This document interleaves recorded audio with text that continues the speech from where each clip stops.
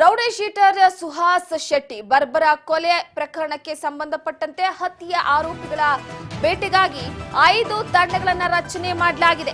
ಶಂಕಿತ ಆರೋಪಿಗಳ ಹೆಡೆಮುರಿಯನ್ನ ಕಟ್ಟಿದ್ದಾರೆ ಪೊಲೀಸರು. ಈಗ 5 ತಂಡಗಳನ್ನು ರಚನೆ ಮಾಡಿ ಹತ್ಯೆಗೆ ಪ್ರತೀಕಾರದ ವಿಚಾರಕ್ಕೆ ಸಂಬಂಧಪಟ್ಟಂತೆ ನೋಡಿ, ಒಂದು ಕಡೆ 3 ಕಡೆ ಚೂರಿ ಇರಿತ, ಒಂದು ಕಡೆ ತಲ್ವಾರ ಹಲ್ಲೆ ಹಾಗೂ ಉಡುಪಿಯ ಒಂದು ಕಡೆ ಹಲ್ಲೆ ಸಂಭವಿಸಿದ್ದು 5 ಗಾಯವಾಗಿತ್ತು. ಆದರೆ ಸುಹಾಸ್ ಶೆಟ್ಟಿ ಆತನ ಮೇಲೆ ಬರ್ಬರವಾಗಿ ಏಕಾಏಕಿಯಾಗಿ ದಾಳಿಯನ್ನು ನಡೆಸಿ ಮಚ್ಚು ಲಾಂಗುಗಳಿಂದ ಕೊಚ್ಚಲಾಗಿತ್ತು.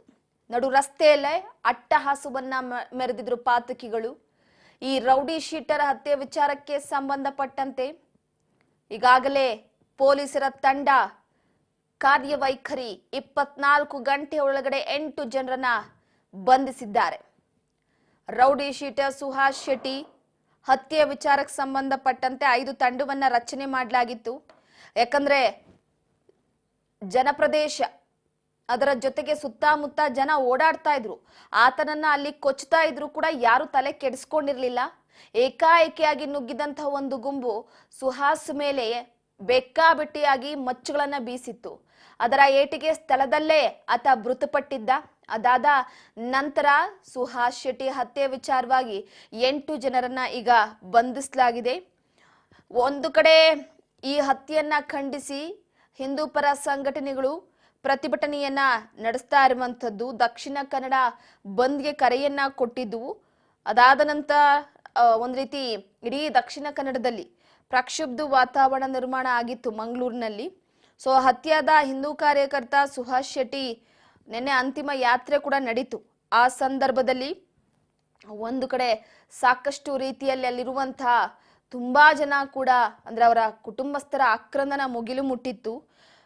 ಒಂದು ಕಡೆ ಈಗಾಗಲೇ ಮಂಗಳೂರಿನಲ್ಲಿ ಮತ್ತೆ ನೆತ್ತರು ಹರಿದಂತ ವಿಚಾರಕ್ಕೆ ಸಂಬಂಧಪಟ್ಟಂತೆ ಆರೋಪಿಗಳನ್ನ ಅರೆಸ್ಟ್ ಮಾಡಿದ್ದಾರೆ. ಹತ್ಯೆಗೆ ಹಿಂದೂ ಯುವಕರೇ ಸಾಥ್ ಕೊಟ್ರ ಅನ್ನುವಂತ ಒಂದು ಪ್ರಶ್ನೆ ಕಾಡ್ತಾ ಇದೆ. ಯಾಕಂದ್ರೆ ಈಗ 8 ಆರೋಪಿಗಳನ್ನ 5 ತಂಡವನ್ನ ರಚನೆ ಮಾಡಿ 8 ಆರೋಪಿಗಳನ್ನ ಅರೆಸ್ಟ್ ಮಾಡಿದ್ದಾರೆ ಪೊಲೀಸರು ಈಗ. ಸೊ ಈ ಹಿನ್ನೆಲೆಯಲ್ಲಿ 8 ಆರೋಪಿಗಳ ಪೈಕಿ 2 ಹಿಂದೂ ಯುವಕರಿದ್ದಾರೆ. ಚಿಕ್ಕಮಗಳೂರು ಕಳಸ ಮೂಲದ ಯುವಕರನ್ನ ಬಂಧಿಸಿರುವಂತದ್ದು. ಸಫಾನ್ ಗ್ಯಾಂಗ್ಗೆ 2 ಹಿಂದೂ ಯುವಕರು ಸಹಾಯವನ್ನ ಮಾಡಿದ್ರ ಅನ್ನುವಂತಹ ಒಂದು ಪ್ರಶ್ನೆ ಕಾಡ್ತಾ ಇದೆ. ನೋಡಿ, ಸುಹಾಸ್ ಬಗ್ಗೆ ತಿಳಿದುಕೊಂಡಂತವರೇ ಆತನ ಗುಟ್ಟನ್ನ ಬಿಚ್ಚಿಡಬೇಕಾಗತ್ತೆ. ಯಾಕಂದ್ರೆ ಸುಹಾಸ್ ಹತ್ರ ಸಂದರ್ಭದಲ್ಲಿ ಯಾವುದೇ ರೀತಿಯ ಆಯುಧ ಇರ್ಲಿಲ್ಲ. ಸುಹಾಸ್ ಇದೇ ಸಂದರ್ಭಕ್ಕೆ ಹೋಗ್ತಾನೆ ಬರ್ತಾನೆ ಅನ್ನುವಂತಹ ವಿಚಾರ, ಆತ ಎಲ್ಲಿರ್ತಿದ್ದ, ಏನ್ ಮಾಡ್ತಾ ಇದ್ದ, ಎಷ್ಟೊತ್ತಿಗೆ ಆತ ಮನೆಯಿಂದ ಹೊರಗೆ ಬರ್ತಾ ಇದ್ದ, ಆತ ಬರುವಂತಹ ಸಂದರ್ಭದಲ್ಲಿ ಆತನ ಕೈಲಿ ವೆಪನ್ಸ್ ಇತ್ತಾ ಇರ್ಲಿಲ್ವಾ, ಹಾಗೆ ರೌಡಿ ಶೀಟರ್ ಆದಂತಹ ಹಿನ್ನೆಲೆಯಲ್ಲಿ ಆತ ವೆಪನ್ಸ್ ಅನ್ನ ಹಿಡಿದುಕೊಂಡು ತಿರುಗಾಡುವ ಹಾಗೆ ಇರ್ಲಿಲ್ಲ. ಹಳೆ ವೈಷಮ್ಯದ ಬೇರೆ ನೋಡಿ. ಒಂದು ಪ್ರವೀಣ್ ನೆಟ್ಟಾರು ಹತ್ಯೆ ನಂತರ ಫಾಜಿಲ್ ಹತ್ಯೆ ಆಗುತ್ತೆ. ಅದಾದ್ರ ಪ್ರತೀಕಾರದ ವಿಚಾರವಾಗಿ ಸುಹಾಸ್ ಶೆಟ್ಟಿಯ ಕೊಲೆ ಆಗುತ್ತೆ. ಒಂದು ಮಂಗಳೂರಿನಲ್ಲಿ ಒಂದಾದ ನಂತರ ಒಂದು ಬ್ಯಾಕ್ ಟು ಬ್ಯಾಕ್ ಈ ರೀತಿಯ ಮರ್ಡರ್ಗಳು ನಡೀತಾ ಇರುವಂತದ್ದು. ಮಂಗಳೂರಿನಲ್ಲಿ ಶಾಂತಿ ಸುವ್ಯವಸ್ಥೆ ಸಂಪೂರ್ಣವಾಗಿ ಹದಗೆಟ್ಟು ಹೋಗಿದೆ.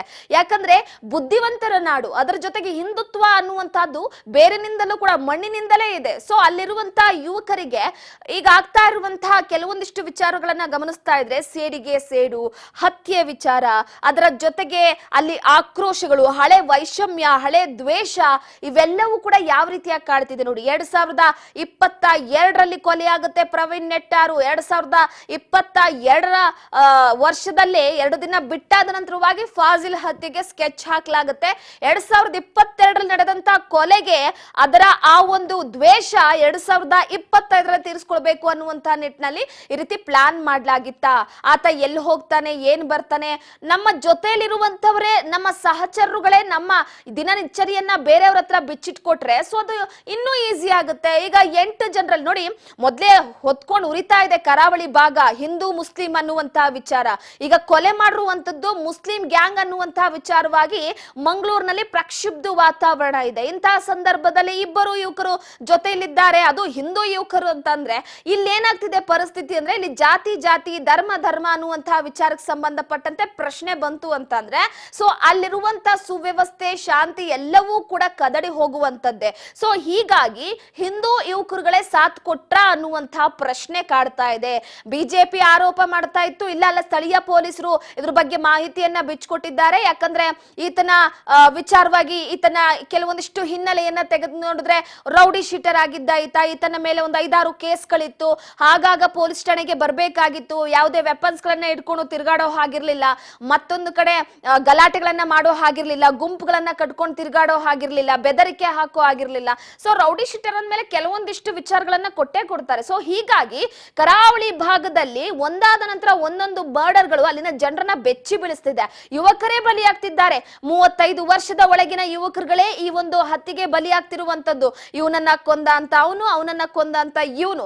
ಸೊ ಇಲ್ಲಿ ಹಿಂದೂ ಕಾರ್ಯಕರ್ತ, ಇಲ್ಲ ಮುಸಲ್ಮಾನ್, ಇಲ್ಲ ಹಿಂದೂ ಜನಾಂಗದವನು ಅನ್ನುವಂತಹ ವಿಚಾರಗಳೇ. ಸೊ ಏನಾಗ್ತಾ ಇದೆ, ಒಂದು ಕಡೆ ಈ ಸುಹಾಸ್ ಶೆಟ್ಟಿ ಹತ್ಯೆ ವಿಚಾರವಾಗಿ ಬಿಜೆಪಿಗರು ಎಲ್ಲೋ ಒಂದು ಕಡೆ ಭಾರಿ ಆಕ್ರೋಶವನ್ನ ವ್ಯಕ್ತಪಡಿಸ್ತಾ ಇದ್ದಾರೆ. ಹಣದ ಮೇಲೆ ರಾಜಕೀಯ ಈಗ ನಡೀತಾ ಇದೆ. ಕಾಂಗ್ರೆಸ್ ಹಾಗೆ ಬಿಜೆಪಿಯ ನಡುವೆ ಮತ್ತೆ ವಾಗ್ಯುದ್ಧ ಶುರುವಾಗ್ತಾ ಇರುವಂತದ್ದು.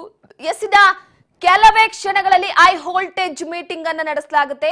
ಶಾಂತಿ ಸುವ್ಯವಸ್ಥೆಗೆ ಪೊಲೀಸ್ ಇಲಾಖೆ ಮುಂದಾಗ್ತಾ ಇದೆ. ಅಫ್ಕೋರ್ಸ್ ಇಲ್ಲಿ ಪೊಲೀಸ್ ಇಲಾಖೆ ಕಾರ್ಯವೈಖರಿ ನಾವು ಮೆಚ್ಚಲೇಬೇಕಾಗುತ್ತೆ. ಯಾಕಂದ್ರೆ ಸುಮ್ಮನೆ ಕುಳಿತಿಲ್ಲ. ಪೊಲೀಸರ ಮೇಲೆ ಒಂದು ನಂಬಿಕೆ ಬರಬೇಕು ಅಂತಂದ್ರೆ ಶಾಂತಿ ಸುವ್ಯವಸ್ಥೆಯ ವಿಚಾರಕ್ಕೆ ಸಂಬಂಧಪಟ್ಟಂತೆ ಪೊಲೀಸ್ ಇಲಾಖೆ ಒಂದು ದೃಢ ನಿರ್ಧಾರವನ್ನ ತೆಗೆದುಕೊಳ್ಬೇಕಾಗುತ್ತೆ, ದಿಟ್ಟ ಹೆಜ್ಜೆಯನ್ನ ಇಡಬೇಕಾಗುತ್ತೆ. ಕಾನೂನು ಸುವ್ಯವಸ್ಥೆ ಕಾಪಾಡುವ ಬಗ್ಗೆ ಮೀಟಿಂಗ್ ಅನ್ನ ನಡೆಸೋದಕ್ಕೆ ಮುಂದಾಗ್ತಿದ್ದಾರೆ. ಪೊಲೀಸ್ ಅಧಿಕಾರಿಗಳ ಜೊತೆ ಹೈ ವೋಲ್ಟೇಜ್ ಸಭೆ ಕೂಡ ನಡೆಯಲಿದೆ. ಮಂಗಳೂರು ಪೊಲೀಸರ ಜೊತೆ ಮಹತ್ವದ ಸಭೆ ನಡೆಸಲಿದ್ದು ಖುದ್ದು ಮಾಹಿತಿಯನ್ನ ತಿಳಿಯೋದಕ್ಕೆ ಹೋಮ್ ಮಿನಿಸ್ಟರ್ ಮುಂದಾಗಿದ್ದಾರೆ. ಒಂದು ಕಡೆ ವಿಪಕ್ಷ ನಾಯಕರು ಹೋಮ್ ಮಿನಿಸ್ಟರ್ ಅವರಿಗೆ ಎಲ್ಲೋ ಒಂದು ಕಡೆ ಕಾನೂನು ಸುವ್ಯವಸ್ಥೆಯನ್ನ ಕಾಪಾಡುವಂತಹ ದೃಷ್ಟಿಯಲ್ಲಿ ಹೋಮ್ ಮಿನಿಸ್ಟರ್ ಅವರು ವಿಫಲರಾಗಿದ್ದಾರೆ ಅನ್ನುವಂತಹ ಹೇಳಿಕೆಗಳನ್ನ ಕೊಡ್ಕೊಂಡು ಬರ್ತಾನೆ ಇದ್ದಾರೆ. ಈಗ ಕೆಲವೇ ಕ್ಷಣಗಳಲ್ಲಿ ಇದೇ ವಿಚಾರಕ್ಕೆ ಸಂಬಂಧಪಟ್ಟಂತೆ, ಯಾಕಂದ್ರೆ ಒಂದು ಮಂಗಳೂರಿನಲ್ಲಿ ಶಾಂತಿ ಸುವ್ಯವಸ್ಥೆ ಕಾಪಾಡಬೇಕಾಗಿರುವಂತಹ ಹೊಣೆಗಾರಿಕೆ ಗೃಹ ಸಚಿವರಿಗೆ, ಪೊಲೀಸ್ ಇಲಾಖೆಗೆ ಪದೇ ಬ್ಯಾಕ್ ಟು ಬ್ಯಾಕ್ ಈ ರೀತಿಯಾದಂತಹ ಮರ್ಡರ್ಗಳು ನಡೀತಾ ಇದೆ. ಸೊ ಈ ಹಿನ್ನೆಲೆಯಲ್ಲಿ ಕಾನೂನು ಸುವ್ಯವಸ್ಥೆಯ ಬಗ್ಗೆ ಕೆಲವೊಂದಿಷ್ಟು ವಿಚಾರಗಳನ್ನ ತಿಳಿದುಕೊಳ್ಳುವಂತಹ ವಿಚಾರವಾಗಿ ಮೀಟಿಂಗ್ ಅನ್ನ ನಡೆಸೋದಕ್ಕೆ ಮುಂದಾಗಿರುವಂತದ್ದು ಬಹಳ ಹೈ ವೋಲ್ಟೇಜ್ ಅನ್ನ ಪಡೆದುಕೊಂಡಿದೆ. ಮಂಗಳೂರು ಪೊಲೀಸರ ಜೊತೆ ಮಹತ್ವದ ಮೀಟಿಂಗ್ ಅನ್ನ ನಡೆಸೋದಕ್ಕೆ ಗೃಹ ಸಚಿವರು ಮುಂದಾಗಿದ್ದಾರೆ. ಹಿಂದೂ ಕಾರ್ಯಕರ್ತ ಸುಹಾಸ್ ಶೆಟ್ಟಿ ಹತ್ಯೆ ವಿಚಾರಕ್ಕೆ ಸಂಬಂಧಪಟ್ಟಂತೆ ಶಾಂತಿ ಸುವ್ಯವಸ್ಥೆ ಕುರಿತಂತೆ ಜಿಲ್ಲಾ ಉಸ್ತುವಾರಿ ಸಚಿವ, ಅಲ್ಲಿರುವಂತಹ ಜಿಲ್ಲಾ ಉಸ್ತುವಾರಿ ಸಚಿವರು ದಿನೇಶ್ ಗುಂಡೂರಾವ್ ಅವರು ಕೂಡ, ಸೊ ಅದ್ರ ಜೊತೆಗೆ ನಿನ್ನೆ ಅವರ ಹತ್ರನೂ ಕೂಡ ಇದೇ ವಿಚಾರವಾಗಿ ಕೇಳಲಾಗಿತ್ತು. ಅಲ್ಲಿ ಕೂಡ ಮಾಹಿತಿಯನ್ನ ಗೃಹ ಸಚಿವರು ಪಡೆದುಕೊಂಡಿದ್ರು. ಅದಾದ ನಂತರವಾಗಿ ಇವತ್ತು ಗೃಹ ಸಚಿವರು ಉನ್ನತ ಮಟ್ಟದ ಪೊಲೀಸ್ ಅಧಿಕಾರಿಗಳ ಜೊತೆ ಸಭೆಯನ್ನ ನಡೆಸಲಿದ್ದು ಕೆಲವೊಂದಿಷ್ಟು ಮಾಹಿತಿಯನ್ನ ಪಡೆದುಕೊಳ್ತಾರೆ. ಈಗಾಗಲೇ ಸುಹಾಸ್ ಶೆಟ್ಟಿ ಹತ್ಯೆ ವಿಚಾರಕ್ಕೆ ಸಂಬಂಧಪಟ್ಟಂತೆ ಸಾಕಷ್ಟು ಆರೋಪಿಗಳನ್ನ ಕೂಡ ವಶಕ್ಕೆ ಪಡೆದಿದ್ದಾರೆ. ಸುಮ್ಮನೆ ಪೊಲೀಸ್ ಇಲಾಖೆ ಕೈಕೊಟ್ಟು ಕುಳಿತಿಲ್ಲ. ಸೊ ಆದ್ರೆ ಒಂದು ಸುಹಾಸ್ ಶೆಟ್ಟಿ ಹತ್ಯೆ ವಿಚಾರವಾಗಿ ಬಿಜೆಪಿಗರು ಭಾರಿ ಆಕ್ರೋಶ ವ್ಯಕ್ತಪಡಿಸ್ತಾ ಇರುವಂತದ್ದು. ಬಿಜೆಪಿಯಿಂದ 25 ಲಕ್ಷವನ್ನ ಕೊಡ್ಲಾಗಿದೆ ಅವರ ಕುಟುಂಬಕ್ಕೆ. ಯಾಕಂದ್ರೆ ಅವರ ತಾಯಿಗೆ ಕ್ಯಾನ್ಸರ್ ಇದೆಯಂತೆ. ಅವರ ಆರೋಗ್ಯದಲ್ಲಿ ಕೂಡ ಸರಿಯಾದ ರೀತಿಯಲ್ಲಿ ಒಂದು ಹೆಲ್ತ್ ಅನ್ನುವ ವಿಚಾರವಾಗಿ ಸಮಸ್ಯೆ ಇರುವಂತಹ ಹಿನ್ನೆಲೆಯಲ್ಲಿ ಸೊ ಅದಕ್ಕೋಸ್ಕರ 25 ಲಕ್ಷವನ್ನ ಬಿಜೆಪಿ ಕಡೆಯಿಂದ ಕೊಡಲಾಗಿದೆ.